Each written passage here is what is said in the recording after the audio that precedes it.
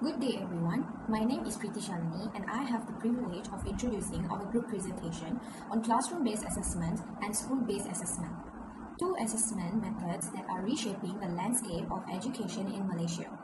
Our team has worked collaboratively to gather insights from secondary school teachers through a Google Form questionnaire. This presentation is the result of analyzing their responses and exploring how these assessment methods are applied in real classrooms. But first, why is this topic important? Traditional examinations often focus on rote memorizations, but classroom-based assessment and school-based assessment take a different approach. They aim to evaluate students' practical skills, creativity, and critical thinking, providing a more holistic view of these capabilities. In this presentation, we will delve into how these assessments are implemented, the challenges teachers face, and their impact on students' learning and performance. Each of my team members will present specific findings based on the questionnaire, while I will guide you through the introduction and conclusion of our discussion. Let's get started as we uncover the role of classroom-based assessment and school-based assessment fostering an inclusive and effective learning environment. Good day, everyone. My name is Kushindra Nair, and my matrix number is MC2409311153. Today, I'll be presenting a brief analysis on how continuous based assessment (CBA) and summative based assessment (SBA) are used among respondents. The first question was asked: Can you tell me a bit about your background in teaching and your experience with both CBA and SBA?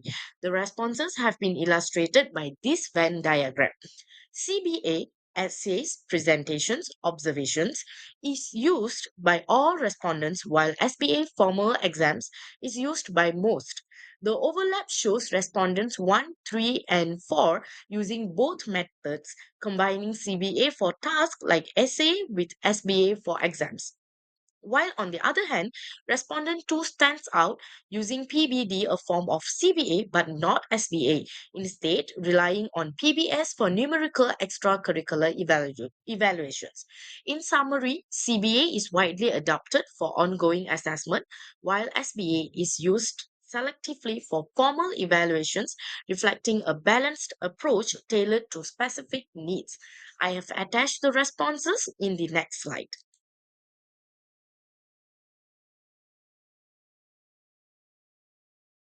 The next element I will be briefing is the assessment usage overview. The question raised here was: what subjects do you primarily teach and how often do you use CBA and SBA in these subjects? The bar chart here shows CBA's higher frequency for daily tasks like assignments and projects, while SBA is used less often, mainly for exams and end of semester evaluations. The table summarizes teachers' responses. Respondent 1 has said CBA for projects, SBA for exams. Respondent 2 has said CBA for daily PBD tasks, while SBA for presentations. While the respondent 3 has said CBA for assignments and SBA for semester exams. And lastly, respondent 4 has said uses both CBA and SBA regularly. Key takeaway we could see is that CBA facilitates continuous formative assessment while SBA focuses on summative evaluations, indicating a balanced assessment strategy. The responses have been attached in the next slide. Thank you.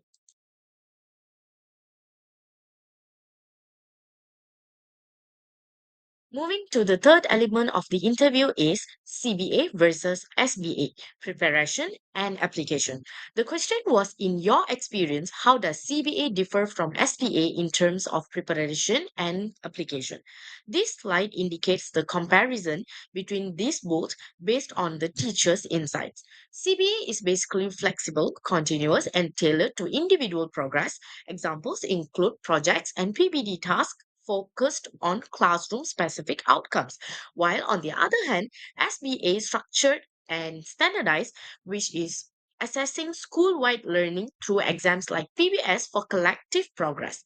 The key takeaway we have obtained is that CBA supports formative, adaptable classroom assessments, while SBA provides summative, consistent evaluation across broader objectives. Both are essential for effective student assessment, and the questions and outcomes or response have been attached on the next slide. Thank you.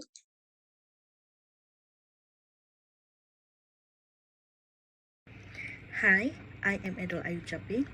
I will present about question 4, question 5 and 6. For the question 4 is, what do you think are the strengths and weaknesses of CBA classroom-based assessment when compared to SBA school-based assessment? CBA classroom-based assessment excel in providing frequent, personalized, and context-specific feedback, making it great for formative learning but might be too narrow in scope and subject to basis. SBA school-based assessment, on the other hand, offers a broader and more standardized approach suited for summative evaluation but may be less flexible and not offer timely feedback.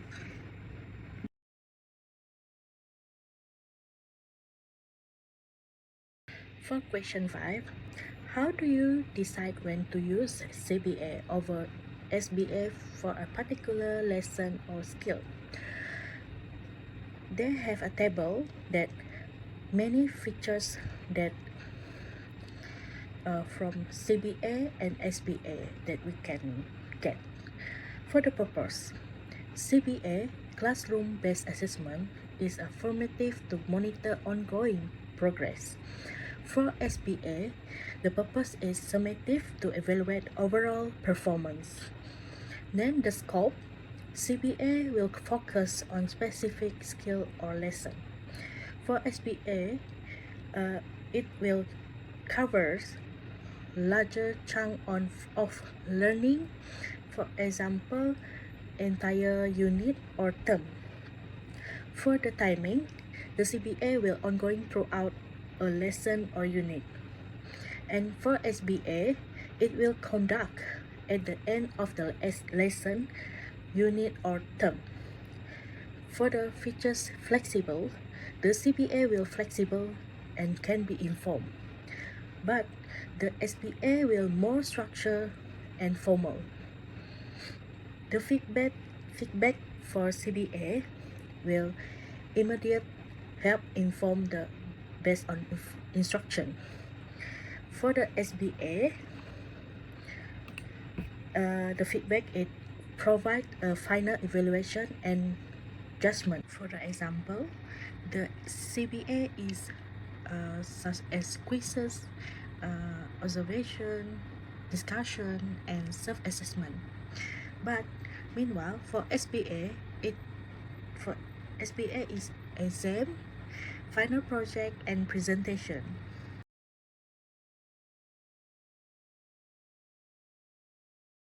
Lastly, question 6. How do CBA and SBA impact student understanding of the subject matter? Do you find one method leads to better comprehension? From the question, when it comes to enhancing understanding, CBA might hold a small advantage, especially since it offers consistent feedback, encourages active learning, and tackles misunderstanding as they arise. Nonetheless, SBA is also crucial in evaluating students' capacity to integrate their understanding and utilize it in a wider context. Preferably, utilize both approaches with CBA applied for ongoing learning and SBA for final assessment offer the most effective means to guarantee a true and profound comprehension of the topic.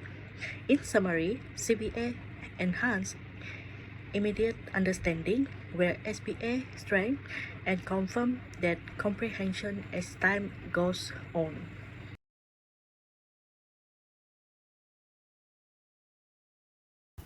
Hi, my name is Noor Abida. I will now continue with my section which covers questions 7 to 9.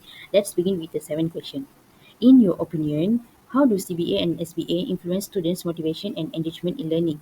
A side-by-side comparison of CBA and SBA on motivation and engagement. CBA increases motivation by providing continuous feedback, helping students track progress and stay engaged. It encourages creativity and reduces stress by offering ongoing support instead of relying on high-stakes exams. SBA, on the other hand, relies on exams, leading to higher stress and less engagement. It has a rigorous structure limiting creativity and flexibility, which may reduce intrinsic motivation. In response to the question about how CBA and SBA affect student motivation and engagement in learning, the teacher shared the following insight. First one, the teacher mentioned that continuous feedback in CBA boosts motivation as students can track their progress and feel more engaged with the material. The second one is giving marks and constructive feedback act as positive reinforcement, which helps students stay motivated and strive for improvement. The third one is, according to the teacher, CBA allows students to continuously showcase creativity and skills, making the learning process more engaging. This flexibility contrasts with the more rigid structure of SBA. The last one is, on the other hand, the teacher highlight that SBA can cause stress because it relies heavily on high-stakes exams, which may reduce intrinsic motivation. In summary, CBA enhance motivation and engagement through continuous feedback and opportunities for creativity. However, SBA-wide structure may lead to stress due to its reliance on stress. Next is question 8. What challenges do you face in preparing and implementing CBAs compared to SBAs? Here is the bar chart comparing CBA and SBA based on preparation time, feedback effort, creativity, and stress level. For the preparation time, CBA requires more time for continuous assessment and feedback. SBA requires less time, focusing mainly on exam preparation. The second one is feedback effort. CBA needs ongoing feedback to support student progress. SBA involves less feedback, mainly provided after exams. The third one is creativity and personalization. CBA encourages creativity and personalized learning, and SBA is rigid has less flexibility for creativity. The last one is stress level. CBA results in lower stress due to continuous feedback. SBA creates higher stress due to reliance on exam. Now let's move to the eighth question, which explore the challenges faced in preparing and implementing CBA compared to SBA. First one, the teacher explained that CBA demands more time for preparation and continuous feedback, which can be challenging for teachers to manage. Second one is, in contrast, SBA is more structured and less time consuming, but this can result in a less personalized experience for students. Third one is, both CBA and SBA require clear and detailed reports for students and parents, which can be time intensive. The fourth one is ensuring consistency in evaluating students while accommodating diverse needs is a key challenge in implementing CBA. The last one is, CBA also requires materials that align with each student's achievement level, adding complexity to its preparation. In summary, while CBA offers a personalized approach, it is more time consuming and requires careful preparation. SBA, on the other hand, is less demanding in terms of time but may lack the flexibility need to address individual learning needs. Lastly, from my part is question 9. Do you find that CBA or SBA are more time intensive for teachers? How do you manage this in your teaching schedule? This chart highlights the greater time demand of CBA, which is critical for balancing both assessment types effectively.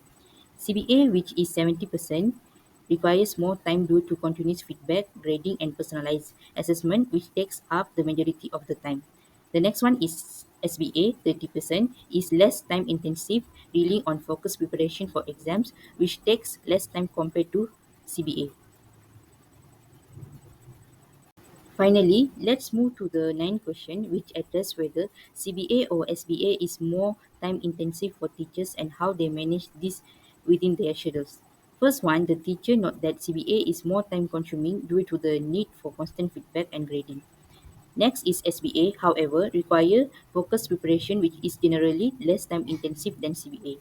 Third one is, the teacher shared that careful planning is key to balancing both CBA and SBA. Allocating time for grading assignments and scheduling SBA tests ensures efficient assessment management. The fourth one is, both assessment can be implemented flexibly, allowing teachers to adapt their strategies based on classroom needs. The last one is, effective communication between teachers and students plays a crucial role in managing workload and ensuring that students understand assessment expectation.